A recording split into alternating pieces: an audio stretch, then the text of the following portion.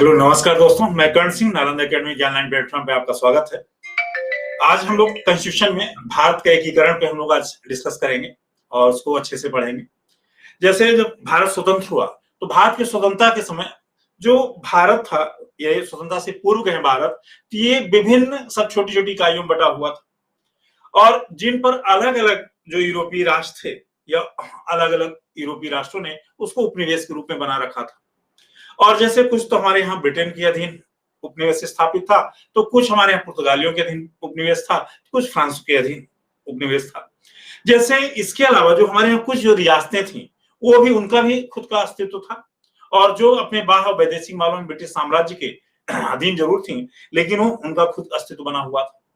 15 अगस्त 1947 को जब भारत स्वतंत्र हुआ तो भारत में स्वतंत्र होने के बावजूद भी भारत के एकीकरण को लेकर के बहुत सारी समस्याएं थी। जैसे जो इंटीग्रेशन ऑफ इंडिया के लिए इतने सारे सब डिफिकल्टीज थी कि उनको सब सॉल्व करने के लिए देशी रियासतों का जो एकीकरण, जो विदेशी जो प्रमुख थे, जो देशी रियासतें थी उनको एकीकरण करना, फिर जो विदेशी उपनिवेश थे जो पुर्तगालियों के अधीन और फ्रांसीसियों के अधीन, उनको भी सबको एक करना और भारत को अपने एकीकरण हेतु फिर सब प्रयास करने थे। इसी क्रम में जैसे हमारे यहाँ थोड़ा सा जैसे टेबल बना हुआ है, इसको समझिएगा।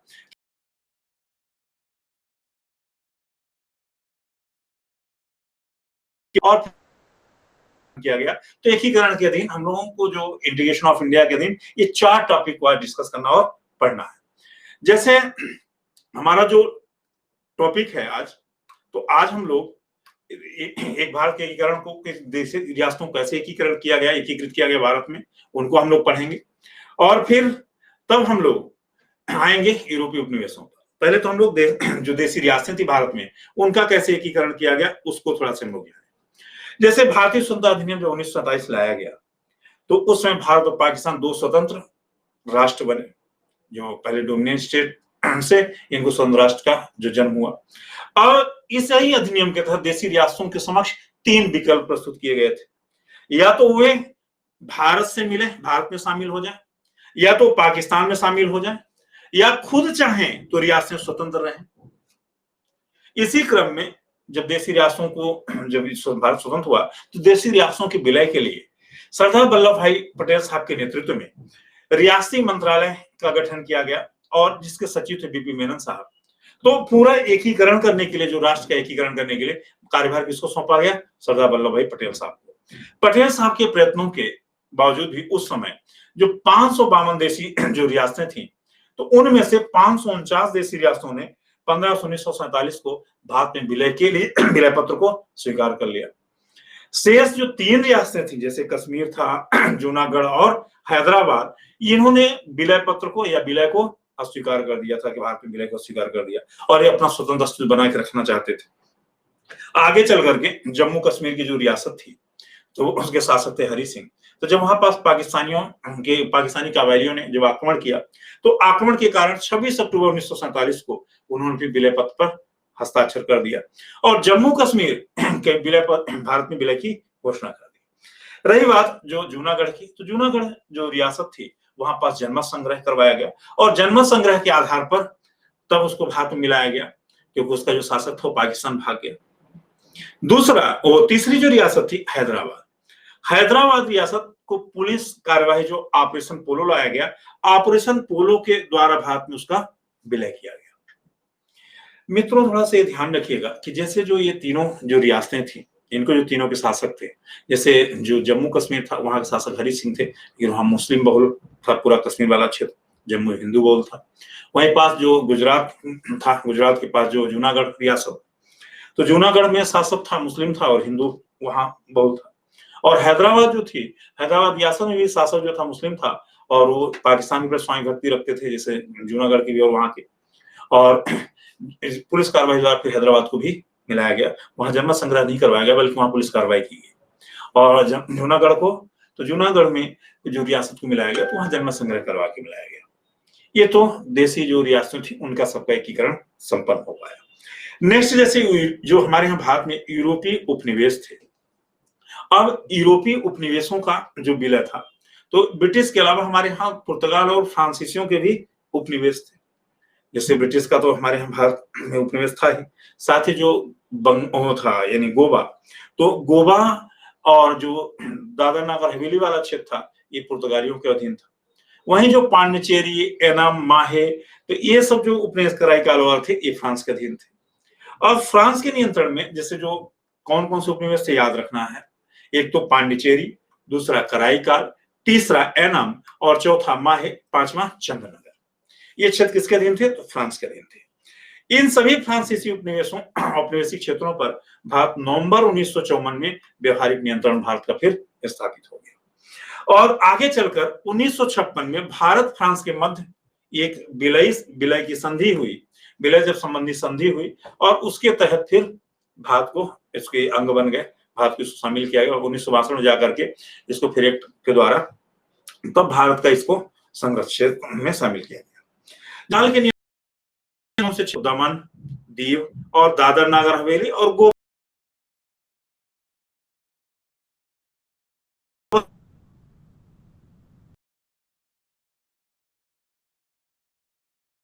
जैसे पुर्तगाल आधिकारिक तौर पर पुर्तगाली क्षेत्र घोषित किया, किंतु इन क्षेत्रों की जनता को पुर्तगाली शासन स्वीकार नहीं था और पुर्तगाली दमन और शोषण के विरुद्ध हुई। वहां पास भी 18 दिसंबर 1900 को भारतीय सेना ने पुर्तगाली क्षेत्रों पर आक्रमण कर दिया और अंततः 19 दिसंबर 1961 को पुर्तगाल को आत्मसमर्पण करना पड़ा और दमन दीव, दादर नगर हवेली, गोवा क्षेत्रों को किसमें विलय कर लिया गया? भारत में विलय कर लिया गया।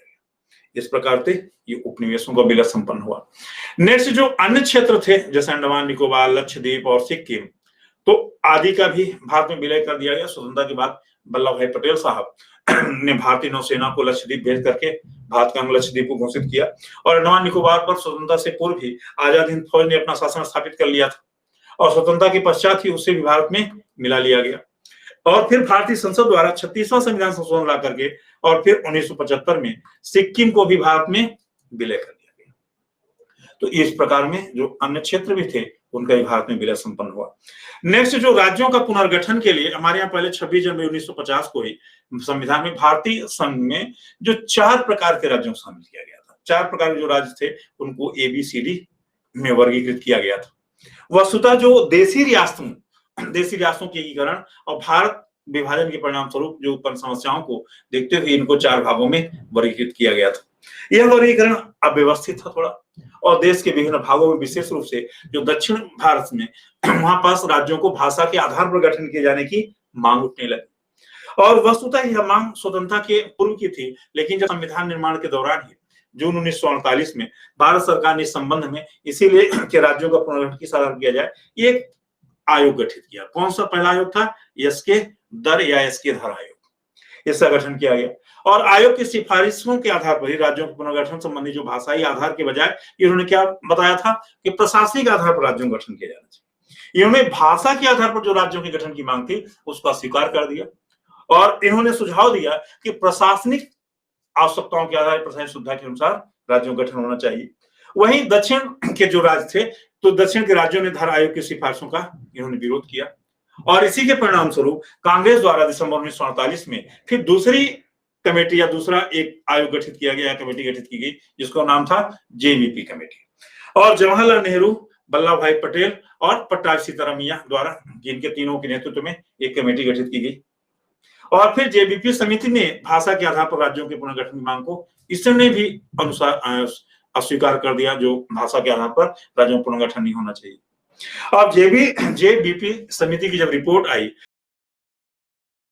जो संतुष्ट नहीं हो सकी और संविधान लागू होने के बावजूद भी भारतीय भाषाई आधार पर स्वायत्तता के लिए कई आंदोलन हुए। इनमें सबसे जो व्यापक आंदोलन था जो भाषाई आधार पर राज्यों का गठन की मांग कर रहा था तो था आंध्र के इलाके में जो तेलुगु भाषियों के जो वरिष्ठ गांधीवादी कांग्रेसी नेता थे पोट्टी श्रीरामल्लू।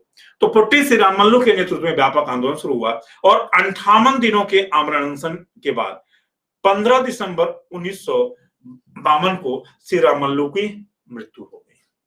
अब एक्चुअली जब श्रीरामल्लू की मृत्यु हो गई इससे आंदोलन और भड़क गया और फिर 19 दिसंबर 1952 को नेहरू को तेलुगु भाषियों के लिए पृथक आंध्र राज्य की घोषणा करनी पड़ी। क्योंकि कांग्रेस भी इसमें डर गई थी, जवाहरलाल नेहरू साहब डर गए थे कि और तीव्र आंदोलन बढ़ गया। इसीलिए नेहरू ने तेलुगु भाषियों को पृथक पहला राज्य था जो भाषाई आधार पर आंध्र प्रदेश को गठन किया गया। अक्टूबर 1953 को आंध्र प्रदेश पहला राज्य जो भाषा के आधार पर गठन। स्वतंत्रता के बाद भाषा के आधार पर गठित भारत का प्रथम राज्य कहा जाए तो कौन सा था, तो आंध्र प्रदेश था। अब भाषा के भारत के जिसे कहा जाए कि भाषा के आधार पर भारत में भाषा के आधार पर जो आंध्र के प्रदेश के गठन के बाद ही अब अन्य भाषा भाषियों की मांग की जो अवहेलना की गई थी, अब उनकी भी अब अवहेलना नहीं की जा सकती थी। अब उनकी भी मांग केंद्र सरकार को मानना पड़ा। इसीलिए केंद्र सरकार ने तुरंत ही फिर 22 दिसंबर 1953 को राज्य पुनर्गठन आयोग की नियुक्ति की घोषणा कर दी। जब राज्य पुनर्गठन आयोग की नियुक्ति की घोषणा की और इसके अध्यक्ष नियुक्त किए गए न्यायमूर्ति फजल अली साहब, ये 3 सदस्यीय आयोग था। इसमें न्यायमूर्ति फजल अली साहब को अध्यक्ष नियुक्त किया गया था और इसके 2 सदस्य थे, एक हृदयनाथ कुंजरू और दूसरे के.एस. पर्णिकर। और आयोग ने अक्टूबर 1955 को फिर अपनी रिपोर्ट केंद्र सरकार को सौंपी। जैसे आयोग ने स्वीकार किया कि राज्यों के पुनर्गठन में भाषा आधार होना चाहिए, किंतु सिर्फ केवल भाषा के आधार पर राज्यों गठन नहीं होना चाहिए। भाषा होना चाहिए लेकिन सिर्फ भाषा के आधार पर राज्यों गठन नहीं होना चाहिए, बल्कि जो राज्यों जब पुनर्गठन किया जाए उसमें राष्ट्रीय सुरक्षा, वित्तीय और प्रशासनिक कुशलता और पंचवर्षीय योजना की सब सफलता को भी ध्यान में रख करके राज्यों गठन होना चाहिए। आयोग की सबसे महत्वपूर्ण जो सलाह थी कि भारतीय राज्यों को जो ABCD राज्यों का वर्गीकरण है इसको समाप्त कर दिया जाए और भारतीय संघ को 16 राज्यों और 3 संघ शासित क्षेत्रों में विभाजित कर देना चाहिए। ये किसने सिफारिश दिया? सब राज्य पुनर्गठन आयोग जो गठित किया गया उसने सिफारिश की। केंद्र सरकार ने आयोग की सिफारिशों को संशोधनों के साथ इसको स्वीकार कर लिया और फिर 1 नवंबर 1956 को राज्य पुनर्गठन अधिनियम को लागू कर दिया। ये कब लागू हुआ? 1 नवंबर 1956 को लागू हुआ और इस अधिनियम के तहत भारत को 14 राज्यों और 6 संघ शासित प्रदेशों में गठित किया गया। और 14 राज्य जो थे कौन कौन? तो आंध्र प्रदेश, असम, बिहार, बंबई, जम्मू कश्मीर, केरल, मध्य प्रदेश और मद्रास, मैसूर, पंजाब, राजस्थान, उत्तर प्रदेश, पश्चिम बंगाल आदि राज्यों पुनर्गठन के बावजूद भी अन्य राज्यों के भी निर्माण की मांग फिर उठती रही और समय समय पर फिर भारत संघ में और परिवर्तन होता है और राज्यों को भी गठन किया गया। अभी हम आते हैं कौन कौन राज्य फिर आगे गठन किए गए। जैसे वर्तमान में भारत संघ में कहा जाए तो जैसे हमारे यहाँ अब कहा जाए तो 28 राज्य हैं, क्योंकि जम्मू कश्मीर को राज्य का दर्जा स्टेटस हटा दिया गया वहां पास, और 9 केंद्र शासित प्रदेश हैं। वर्तमान में 28 राज्य और 9 केंद्र शासित प्रदेश हैं, क्योंकि जम्मू कश्मीर को राज्य का दर्जा हटा दिया गया और लद्दाख वाला क्षेत्र जम्मू कश्मीर को केंद्र शासित क्षेत्र बना दिया गया। अब थोड़ा से याद ही रखना है छात्रों कि हमको जो राज्यों गठन का क्रम है, सबसे पहले तो हमारा हम लोग जानेंगे पुनर्गठन के पहले ही, राज्य पुनर्गठन आयोग के पहले ही आंध्र प्रदेश सबसे पहले 1953 में गठित हुआ। फिर इसके बाद जब राज्य पुनर्गठन आयोग गठित हुआ तो 14 राज्य बनाए गए। फिर उसके बाद नेक्स्ट जो राज्य पुनर्गठन आयोग के बाद 1956 के बाद 15वां जो राज्य बना वो 1960 में कौन बना? गुजरात बना। फिर इसके बाद 16वां राज्य कौन बना? 1962 में नागालैंड बना। फिर 17वां राज्य तो 1966 में पंजाब बना। फिर 18वां राज्य तो 1971 में हिमाचल प्रदेश को राज्य का दर्जा दिया गया, लेकिन शासित क्षेत्र। और फिर जो नॉर्थ ईस्ट वाले स्टेट थे जो जिनको पहले केंद्र शासित क्षेत्र में रखा गया था, तो उनको भी अब 19वां राज्य के रूप में मणिपुर को 1972 में, फिर 1972 में त्रिपुरा को, 1972 में मेघालय को, इनको तीनों को राज्य का दर्जा प्रदान कर दिया गया जो नॉर्थ ईस्ट के स्टेट थे, पहाड़ी क्षेत्र, क्योंकि हमारे लिए सामरिक दृष्टिकोण से महत्वपूर्ण थे। और फिर 22वां राज्य जो बनाया गया तो 1975 में किसको? सिक्किम। से पूछा जाता है अक्सर कि सिक्किम कब राज्य का दर्जा, क्योंकि बहुत छोटा सा स्टेट है जो हमारे डिस्ट्रिक्टों की बराबरी वहां की पॉपुलेशन नहीं है, लेकिन इसको स्टेट का दर्जा दिया गया क्योंकि वो भी हमारे लिए सामरिक दृष्टि से महत्वपूर्ण था। तो 36वें संविधान संशोधन द्वारा 1975 में इसको भी राज्य का दर्जा दे दिया गया। फिर हमारा जो 23वां राज्य बना 1987 मिजोरम, 1987 में ही अरुणाचल प्रदेश, 1987 में गोवा। तो 1987 में कितने राज्य बने? तो 3 राज्यों का गठन किया गया। 2 तो नॉर्थ ईस्ट के थे स्टेट बनाए गए और एक गोवा को जो पहले केंद्र शासित क्षेत्र जो पुर्तगाली से अधीन से लिया गया था और उसको फिर राज्य का दर्जा दिया गया। और 2000 में फिर 3 राज्य और बनाए गए। तो 1 नवंबर, 9 नवंबर और 15 नवंबर को छत्तीसगढ़, उत्तराखंड और झारखंड राज्य बने। 1 नवंबर को छत्तीसगढ़ और 9 नवंबर को उत्तराखंड और 15 नवंबर को झारखंड को राज्य का दर्जा दिया गया 2000 में। और लास्ट फिर 29वां जो राज्य बना, तो ये 2014 में तेलंगाना को राज्य का दर्जा दिया गया। अब एक्चुअली जो जम्मू कश्मीर राज्य था, तो उसका दर्जा समाप्त कर दिया गया, इसीलिए अब 28 ही स्टेट हैं, राज्य हैं, तो उसको केंद्र शासित क्षेत्र में परिवर्तित कर दिया गया, राज्य का स्टेटस चेंज करके, और लद्दाख को 2 भागों में उसको डिवाइड कर दिया गया। तो ये तो पूरा हमारा जो राज्यों का एकीकरण है। अब जैसे हमारा जो राज्य का एकीकरण का ये जो किया गया, इस आज जो पूरा भारत से संबंध हुआ, ये लंबी प्रक्रिया के दौरान से गुजरा। अब इनको हम लोग जैसे राज्य के एकीकरण, तो पहले रियासतों का कैसे एकीकरण किया गया, फिर उपनिवेशों कैसे एकीकरण सब किया गया, उनको भारत में शामिल किया गया। फिर हम लोगों को जो याद रखना है कि जो हमारे यहाँ राज्य पुनर्गठन आयोग गठित हुआ, उसके आधार पर कैसे सब राज्यों का फिर गठन हुआ, जो आज भी प्रक्रिया जारी है राज्यों गठन की। तो ये तो हमारा जो भारत का एकीकरण कैसे संपन्न हुआ, ये सब हम लोगों ने पढ़ा। अब पढ़ेंगे तो हमारा जो संघराज क्षेत्र है, तो उसको संघराज क्षेत्र को हम लोग पढ़ेंगे। तो अभी नेक्स्ट टॉपिक हम लोग संघराज क्षेत्र को पढ़ेंगे। दोस्तों, यदि हमारा ये आपको लेक्चर या वीडियो पसंद आए तो इसको लाइक भी करें, शेयर भी करें और सब्सक्राइब भी करें। धन्यवाद दोस्तों।